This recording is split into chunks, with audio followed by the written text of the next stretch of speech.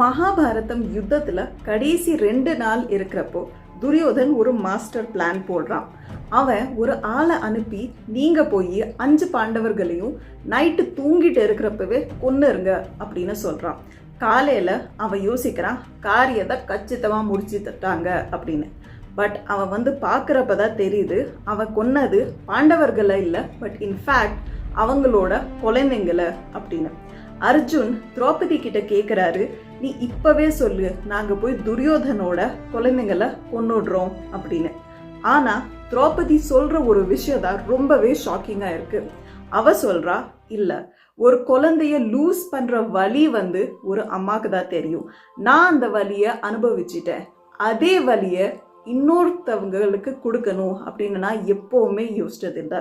அதனால I don't want revenge. எனக்கு அவன்கிட்ட பழி வாங்க வேண்டாம், இன்ஃபேக்ட் நான் அவனை மன்னிச்சிடுறேன் அப்படின்னு சொல்றாங்க.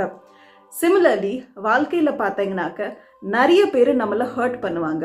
நம்ம அவங்களுக்கு எவ்வளோ நல்லது செஞ்சாலும் சரி, you are definitely going to get hurt because that is the design of the world. And remember, to err is human, to forgive is divine.